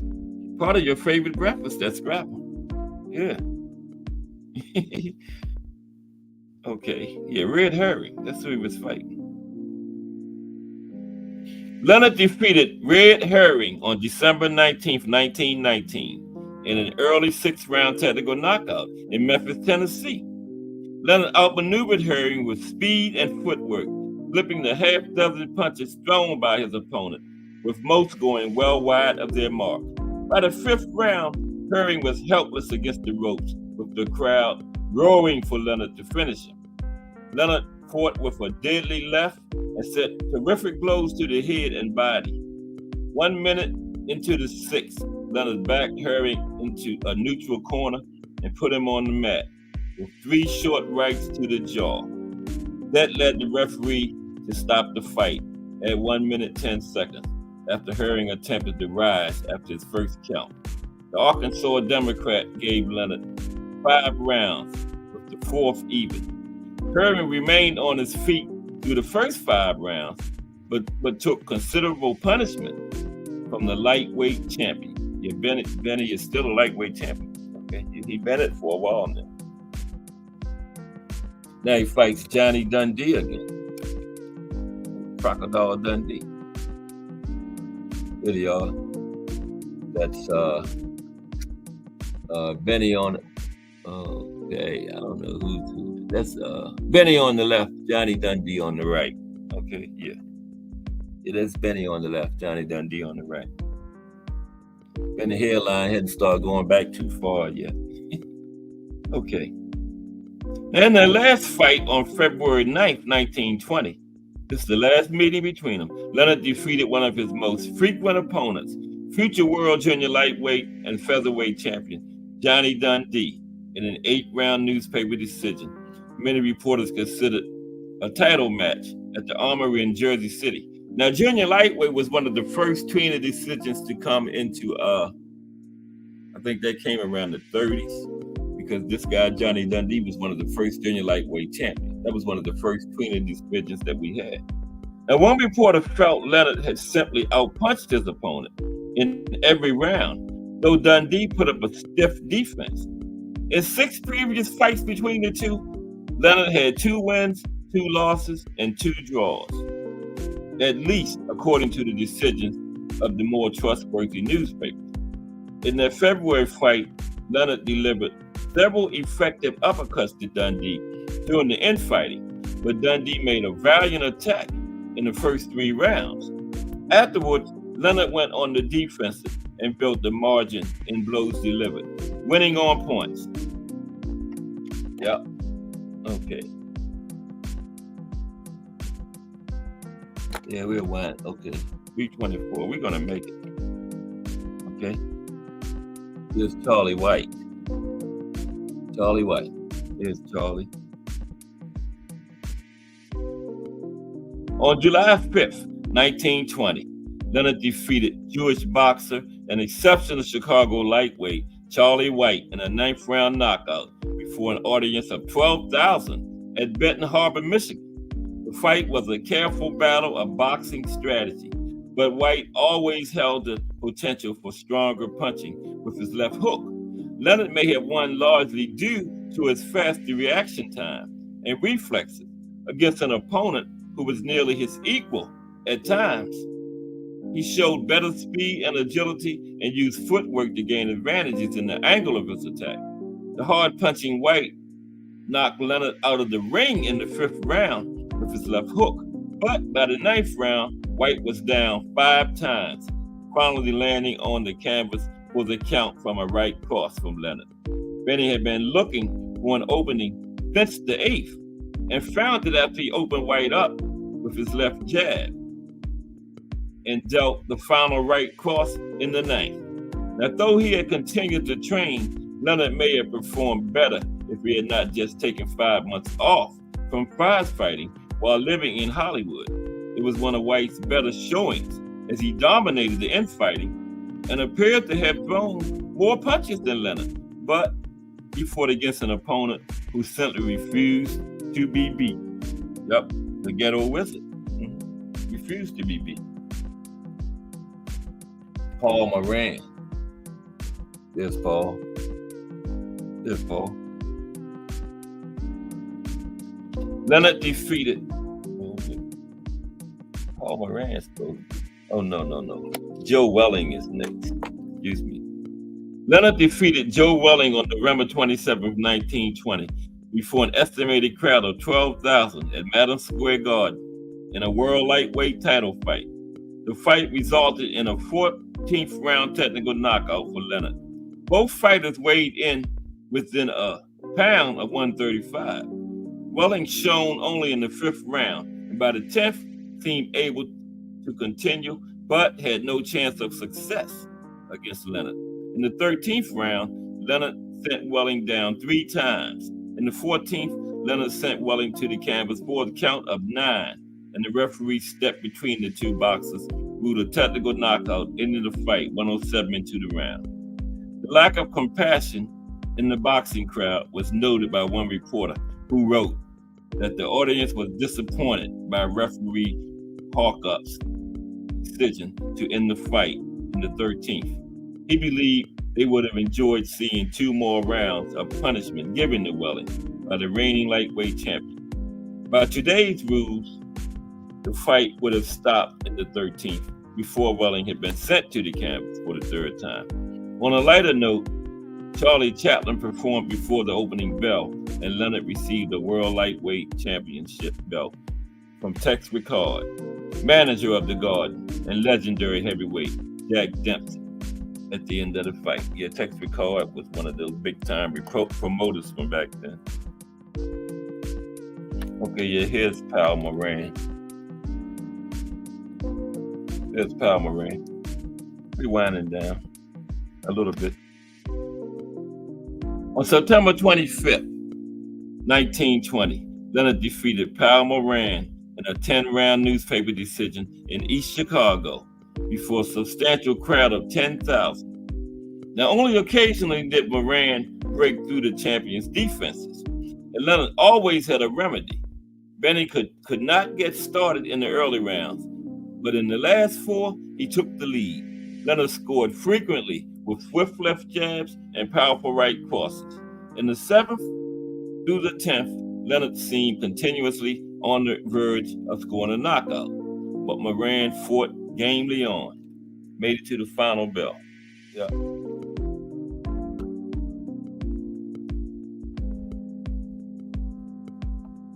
Frankie Britt. Yep, smashed that like. We looking good though.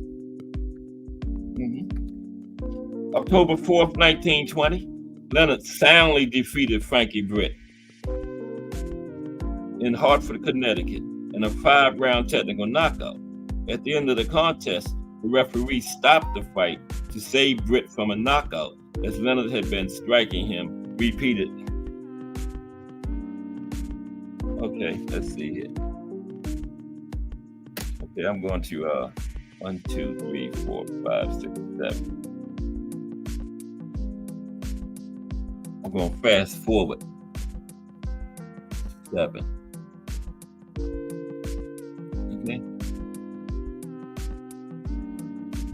Okay. That's Willie Loughlin. Okay.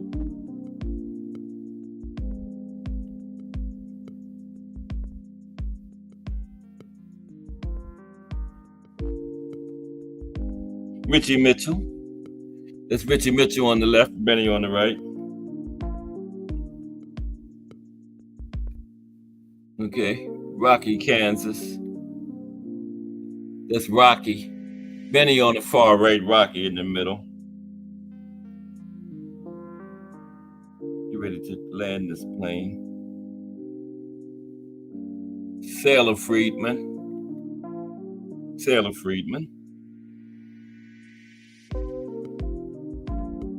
Tim Droney.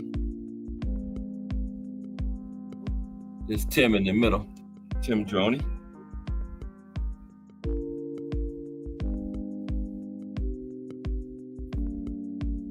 Okay, Rocky, Kansas, and Benny again. Remember that picture? That's Rocky on the left, Benny on the right.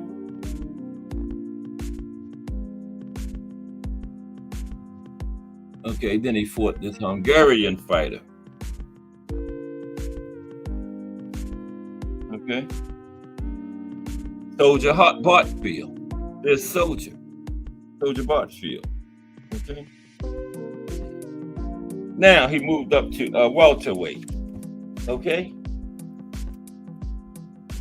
Moved up to welterweight and challenged Jack Britton. Told you for that welterweight too, for the welterweight championship. June 1922. Okay. Moving up a weight class from the World Lightweight Championship, to which he already held, Leonard challenged welterweight champion Jack Britton for his title on June 26, 1922. Okay? He lost the fight when he was disqualified for hitting Britton when he was down in the 13th round.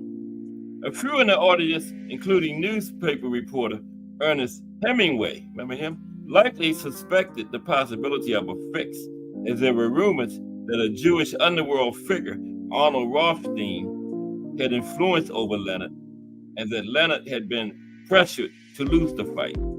In a somewhat anti-Semitic twist, Hemingway later penned a short story, 50 Grand in 1927, about a corrupt boxing manager who fixes a fight to profit from the outcome with the aid of gangsters and gamblers. The original version of the story mentioned Leonard by name before being edited out by F. Scott Fitzgerald before the publication. Okay? All right, then he had fights with Lou Tendler. There's Lou. There's Lou and Benny. Lou on the left, Benny on the right. Okay. Okay. Pinky Mitchell.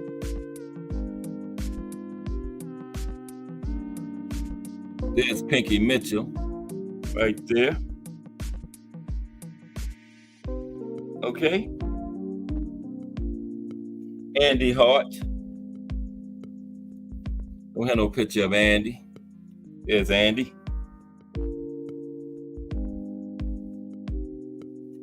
Johnny Mendelssohn. No picture of Johnny. Okay. Then he retired, okay? Retired and came back into boxing. Retirement and comeback. Now, Leonard announced his retirement from boxing on January 15th, 1925, as the reigning world lightweight champion, partly because his mother wanted him to leave boxing due to her failing health. He lost both of his considerable fortune from real estate investments, boxing, and his work as an actor. Okay. And he lost a lot of money in the stock market crash in 1929.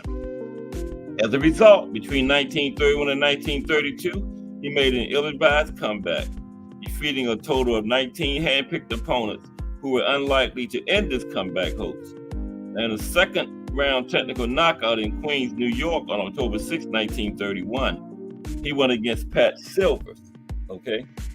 And guess what? Yeah, man.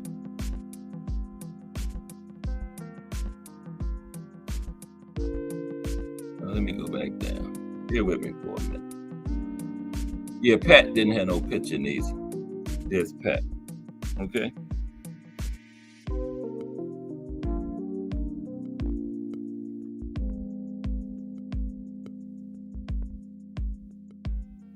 Yeah. He won against Pat Silvers, an opponent who would have been vastly inferior to Leonard in his prime. The dive taken by Silvers in the second round, many in the audience questioned the authenticity of the fight, while many horrified fans witnessed Leonard, the formerly flawless tactician, taking continuous blows to his face before the end of the fight. Now also described as pudgy and slow, the balding Leonard won 23 total fights in his comeback, albeit against nondescript opposition.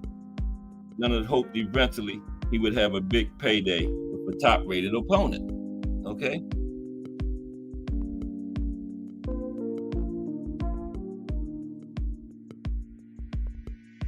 Marty Goldman. We're winding down. Fort Marty Goldman, May 1932. Okay? Andy Saviola.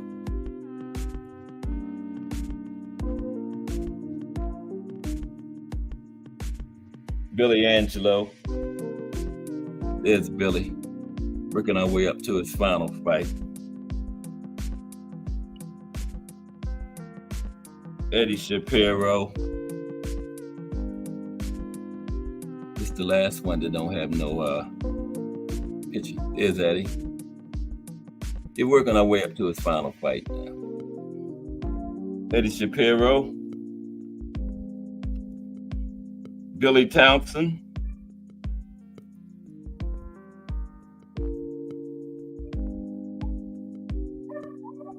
That's the cursor. It is Billy Townsend. All right.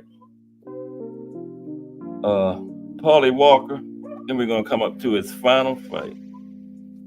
There's Paulie. And then Jimmy McLaurin, the great Jimmy McLaurin, was his last fight. There's Jimmy McLaurin. Okay. Final fight, lost to Jimmy McLaurin. Leonard found his payday on October 7th, 1932, but it ended his career when he was knocked out after 6 rounds by future champion, Irish-Canadian boxer Jimmy McLaurin at the Garden. Madison Square Garden was packed to near capacity with 19,000 excited fans to see this fight. Only 2 minutes into the first round, Leonard connected with a right to McLaurin's chin, and his knees brushed the canvas for an instant. The huge crowd was in a frenzy.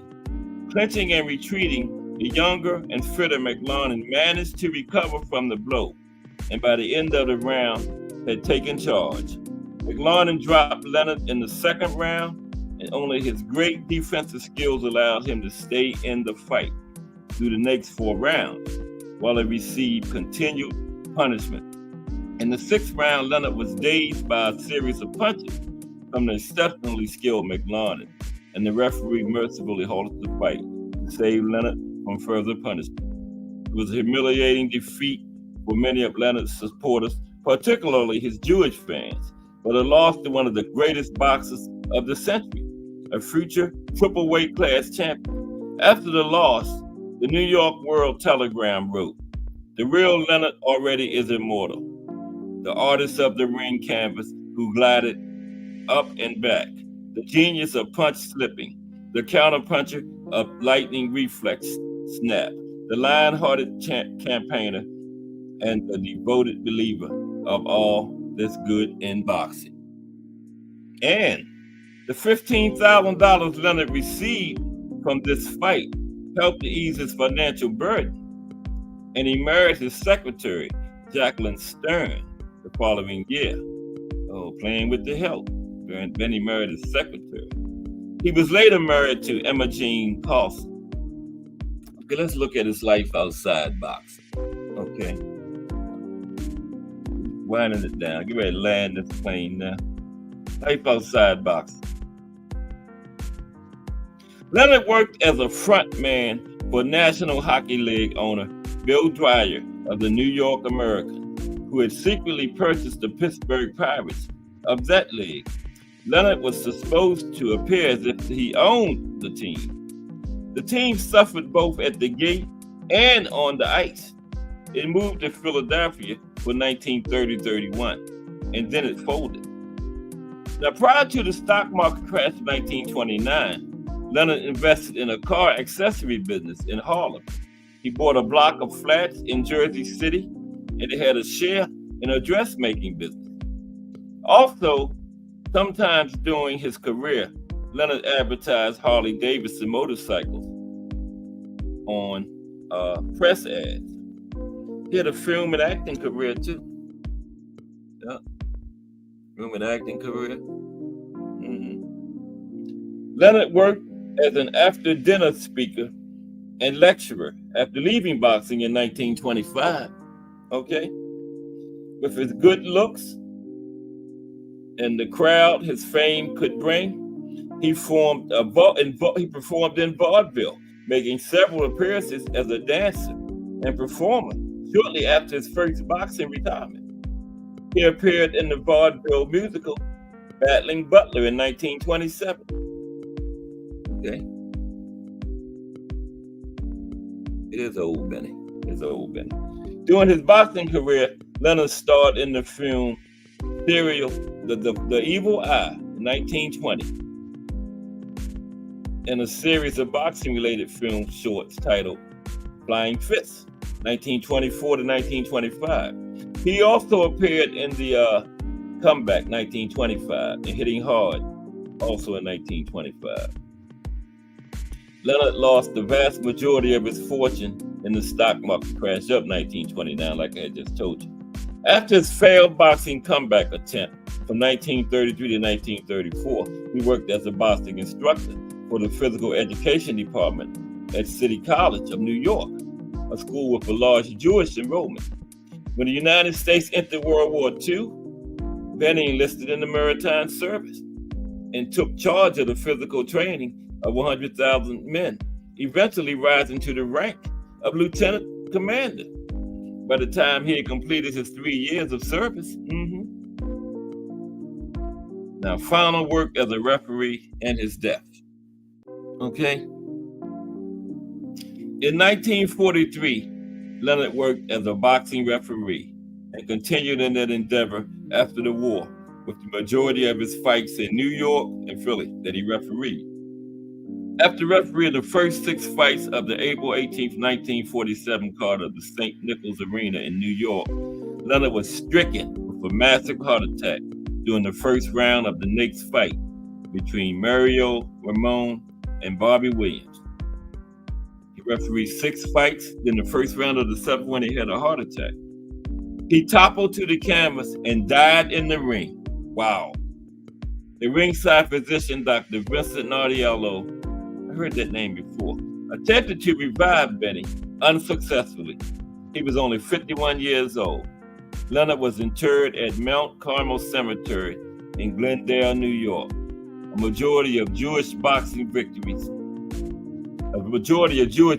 historians still consider him the greatest Jewish boxer of the 20th century for his astounding record of wins during his long reign as lightweight champion.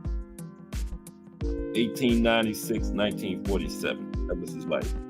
Leonard was inducted into the International Jewish Sports Hall of Fame 1979, the World Boxing Hall of Fame 1980, the International Boxing Hall of Fame 1990 in that old timers category I always talk about, the National Jewish Sport Hall of Fame 1996, and the Ring Magazine Hall of Fame. And there you have it, the life and career of the ghetto wizard, Bennie Leonard. I think he's probably the best Jewish boxer of all time. Top 5 lightweight, up there with Roberto Duran and Bennie Leonard.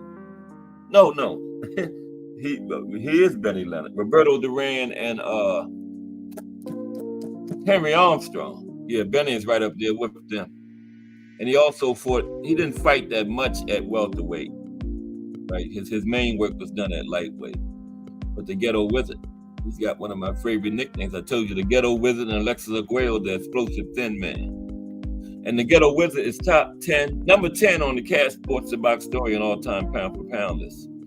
And ESPN, Box Rec, that other one, they always peeping at my list. And they making theirs, you know.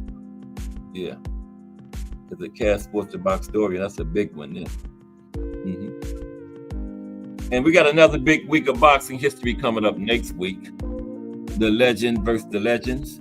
It's going to be Marvelous Marvin Hagler against the Legends next Tuesday. And, you know, all those legends from the middleweights from the 50s was loaded, man. Sugar Ray was in the middleweight division by the 50s. And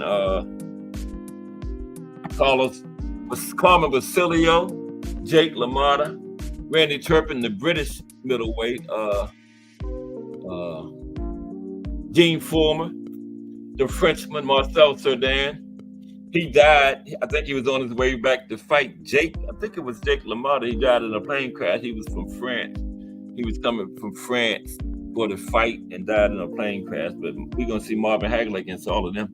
And Marvin Hagler and King Carlos Monzon fought in the same era. But Carlos Monzon was toward the end of his career when Marvin was coming in, so they never met up. There's D1, hashtag JBT from the Angry White Men podcast. That's coming up tonight. Appreciate you, D1. 10 p.m. That's how we're going to close the day, JBT Day down on Friday with the Angry White Men podcast. Old School might not be there. But I know if Old School in there, he's going to be angry, man. His lights went out in that hurricane. Ooh-wee. Old School going to be angry tonight. He might not, but D1 can handle it. You know, it's a fire show. 10 p.m. tonight. Friday is a big day. It's still early. You know, we got Just Do Boxing at 4, and then Jay Hardcore will be back in the Hangout at 8. And you know about that Friday night Hangout, man. Anything can happen. Buckle you. Bring your seatbelt with you. And BYOW. Bring your own whatever. I got me a cooler right now. And then the Mighty Rise podcast at 9. You know how they carry it. You might see both of the face of boxing coaches in there. That's right. Calvin Ford and Kenny Elvis. And not getting interviewed. They up there chopping it up with people in the chat. And then we're going to shut the day down with the Angry White Men podcast. And they just took off right out the gate like a rocket going up into outer space, man. And still going strong. Okay? So, yeah, we got what? 1, 2, 3, 4. 4 big time acts still coming up in the JBT Day. And at 4, you can go, before you go to Just Do, go subscribe to these other shows. Like Coach, don't go now though, because I told you get over there to Coach it, and you won't come back. You start looking at that fire content he got. So you can wait 10 more minutes. You waited all this time, right?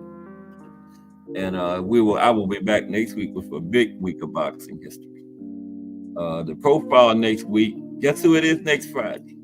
SOG, the life and career of Andre Ward. Because, I've done a couple old guys. I did Floyd Patterson and Bennie Leonard from the 20s. So now I'll come back up this way. I'm going to do Andre Ward and I think it might be Manny Pacquiao. I'll jump back and forth. Yeah, I know Andre is next week. I got to check my book. And the Boxing in the States series continues next Thursday with Kansas. Next Wednesday, we got a suggestion out of the chat. Mike Magic, another profile again. Mark Madall. And of course, the Legend versus the Legends series is Marvin Hagler versus the Legends from other eras. Tuesday. Monday going to be something. We do a little technical show on, different aspects of the sport. Monday going to be head movement, okay? And Cash Sports the Box story, and out of that, JBT. There goes BN Boxing News. BN Boxing News, you're going to do the post-fight tomorrow after the Canelo? BN Boxing News gets some fire post-fight analysis, man. I was wondering if he's going to do one after that big card tomorrow night. You don't want to miss that. He used to come on right after the fight. If he is, I'll be over there. But salute BN Boxing News in the building. Another fire JBT channel. The JBT is clicking on all cylinders. And we ain't even been around that long. But we got some fire stuff. Yeah. This show went almost all the way through. Just Do Boxing coming up next. I'll be back Monday with some more boxing history. They call me the Box Historian. Thomas Hill gave me that name. I love that name. Yeah, a boxing historian, I think I'm the first one. But there will be others who follow. Okay? Someday. Everybody got a big weekend planned. Today is the weigh-in, right? The weigh-in. Yo, and I did not know Vila was on that card. Roymond Vila returning. The one that was in there against Boots, and his corner wouldn't save him from himself, and Boots beat the mess out of him.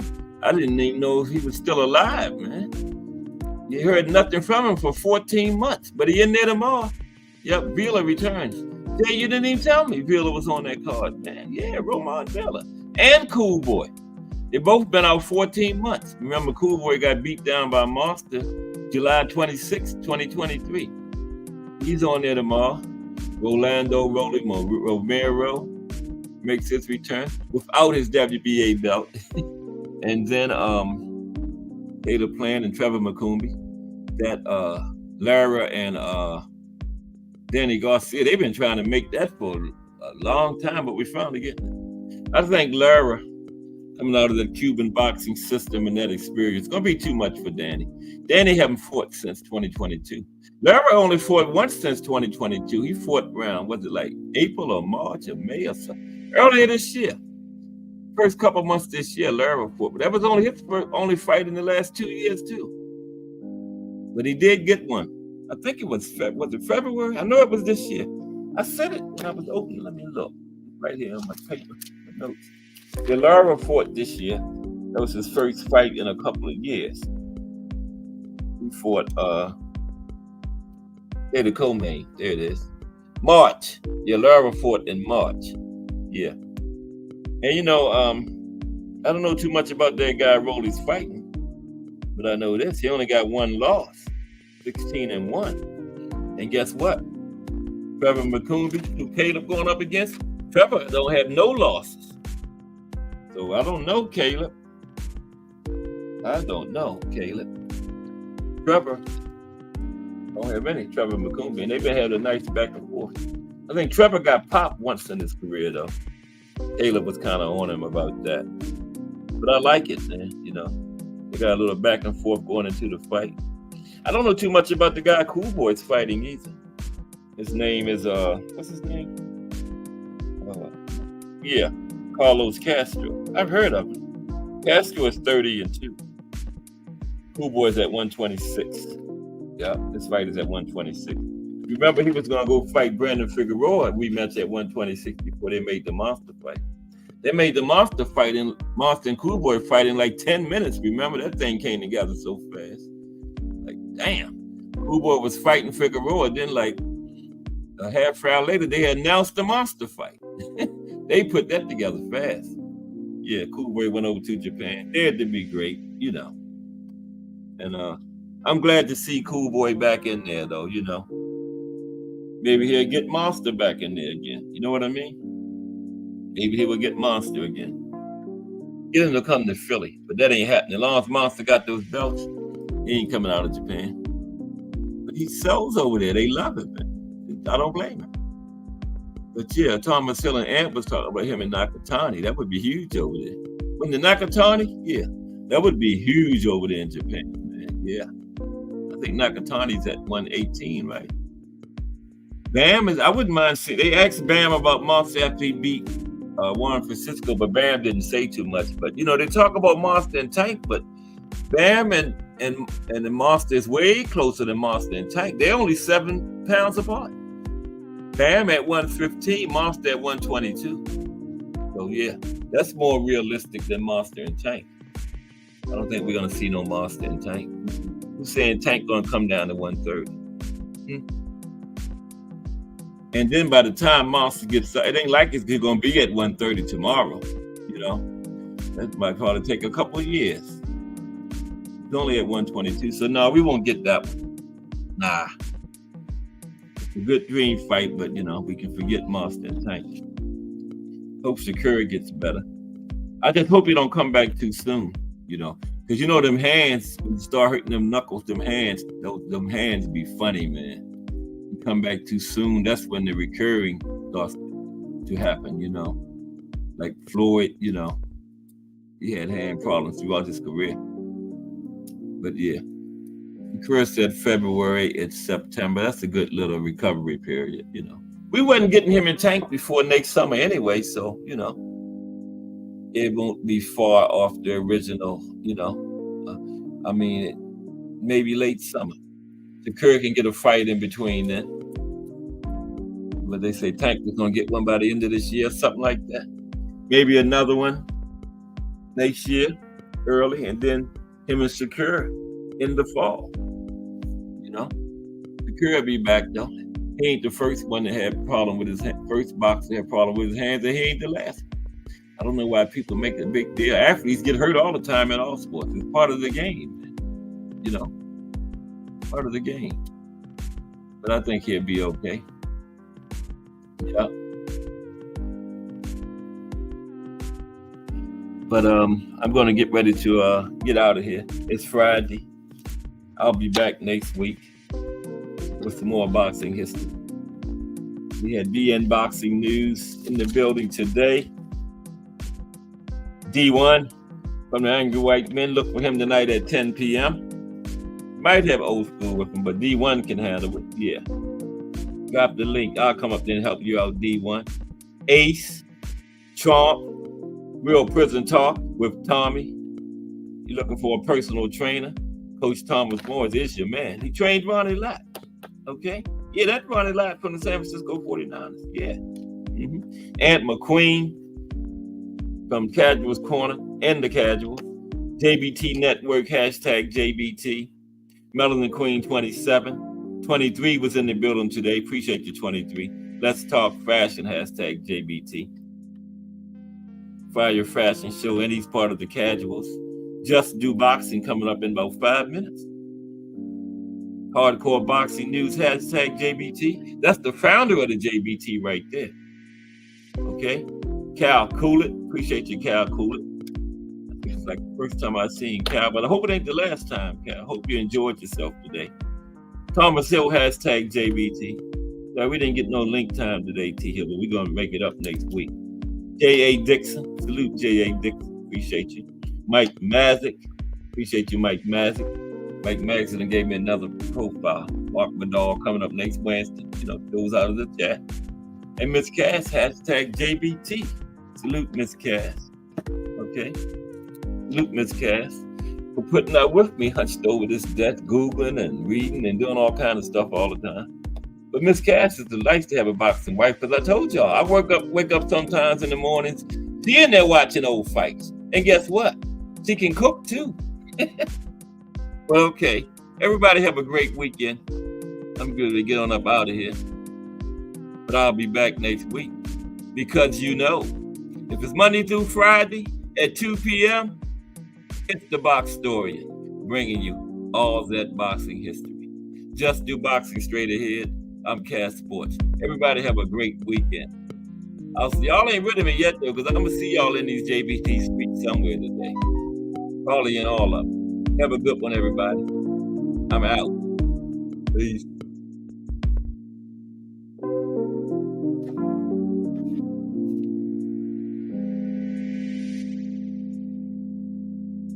Al Booker, I didn't see you come in, AB. Salute Al Booker. Everybody have a good weekend.